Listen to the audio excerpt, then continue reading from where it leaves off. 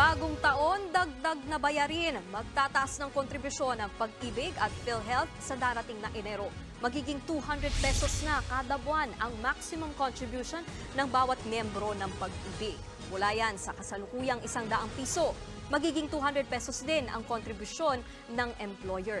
Naisumite na ng Pag-ibig ang memorandum kay Pangulong Bongbong Marcos at wala pa raw silang natatanggap na pagtutol mula sa Malacanang. Ang PhilHealth naman itataas sa 5% ang buwanang kontribusyon ng bawat miyembro mula sa kasalukuyang 4%. Alinsunod yan sa Universal Healthcare Law. Sinuspende ang mga contribution hike noong panahon ng pandemya.